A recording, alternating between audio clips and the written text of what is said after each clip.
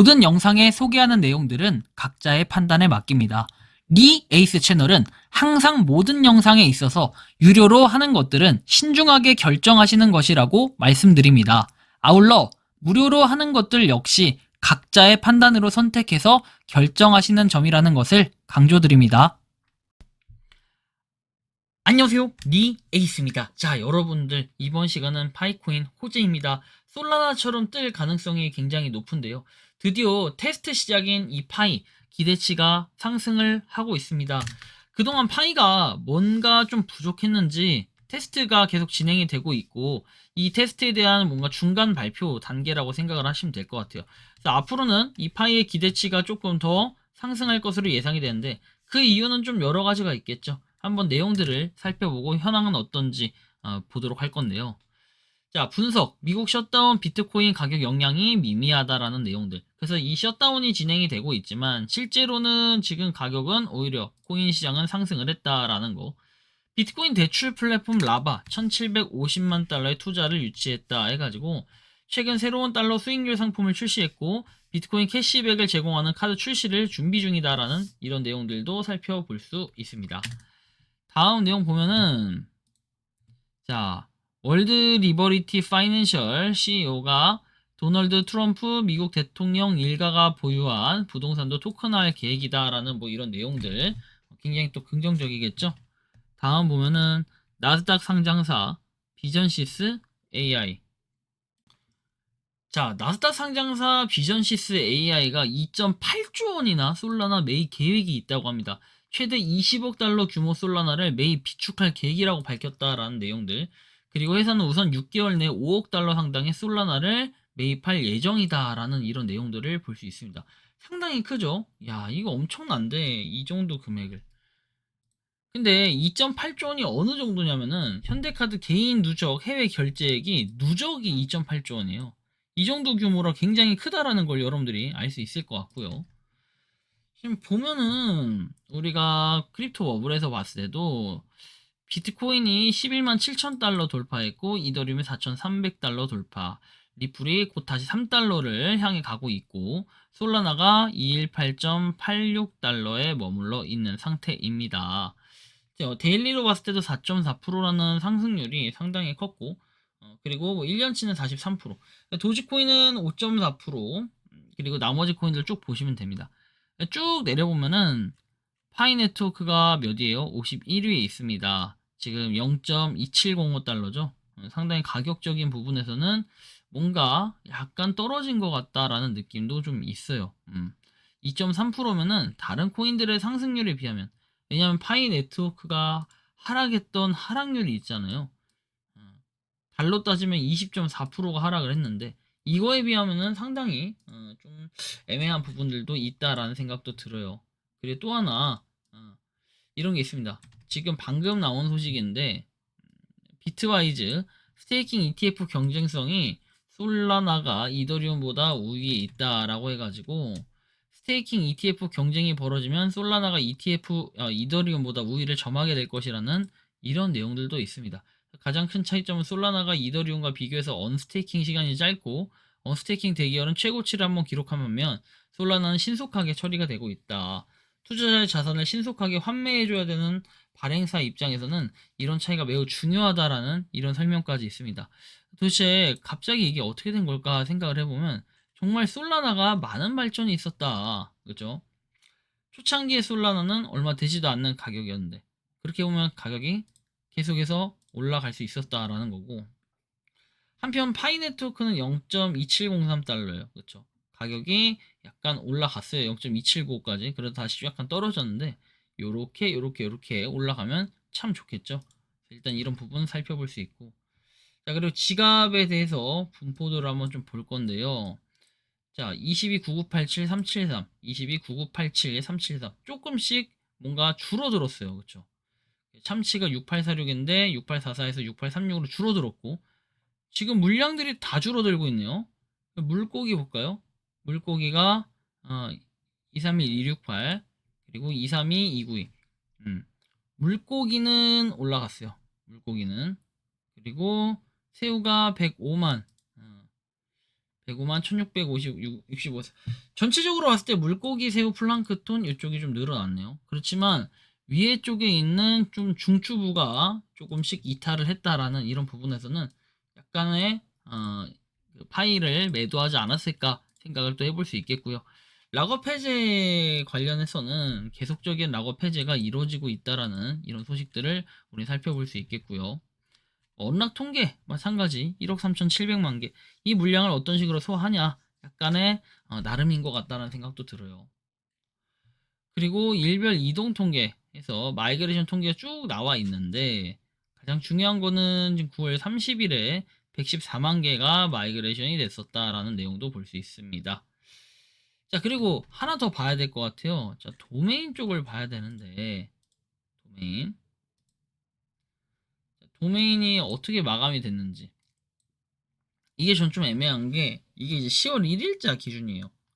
저는 최소한 총 입찰 수는 줄어들면 안 된다라고 판단을 하는데 이 녀석들이 지금 실시간으로 왔을 때는 봐봐요. 입찰 수가 줄어들었죠. 17만에서 최고 입찰가 3111, 12,496. 아니 끝났는데 더 오히려 이렇게 됐다라는 건 쉽게 얘기해서 좀 변경사항이 있었다라는 거예요. 근데 어떤 변경사항이 있었냐?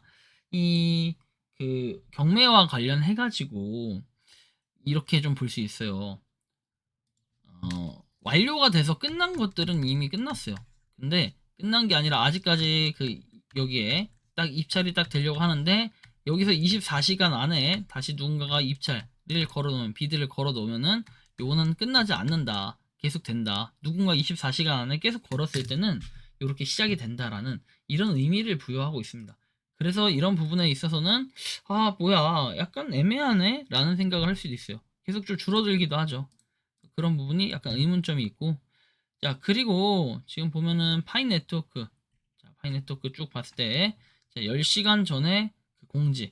어제 이거 설명해 드렸는데 쉽게 얘기해서 이게 뭔 소리냐면은 파이 앱 자체, 파이 D앱에서 원래 자체에서 뭔가 현재 토큰 같은 거를 발행할 수 있다는 거예요. 이거는 여러분들이 직접 들어가셔서 한번 보시면은 좀 더 잘 알 수 있겠지만 좀 더 디테일하게 제가 보여드리면 이런 부분이에요. 자, 원래 로그인하면 토큰스에서 현재 지금 3개가 발행이 돼 있어요. 그렇죠? 자, 알츠메드, 그다음 슈림프 스왑, 그다음에 피자 토큰에서 3개가 이게 지금 테스트 넷이기 때문에 향후에 본격적으로 파이 메인넷이 됐을 때 그런 움직임들을 확인을 해봐야 될 것 같아요. 어쨌든 좀 긍정적으로 보인다라는 평가들을 해볼 수는 있을 것 같아요. 다음 내용 보면은 니콜라스 코칼리스 뭐 따로 변화는 없고 오히려 파이네토크 인원이 좀 줄었다. 니콜라스 코칼리스 인원이 좀 줄었다. 이런 아쉬운 부분이 있고 GCV 토큰 해가지고 GCV 변환값이 31415 파이 유동성 풀을 생성하려면 20억개의 테스트 파이가 필요하다라고 하죠. 뭔가 이 GCV 역시도 토큰을 만들어서 하나를 탑재해 보려는 듯한 이런 느낌이 듭니다. 근데 테스트이기 때문에 사실 좀 애매하다라고 생각도 듭니다. 다음 보면은 파이 도메인 경매가 종료되었다라는 이런 내용들. 아까 말씀드린 것처럼 24시간 연장이 된다라는 내용들 살펴볼 수 있고요.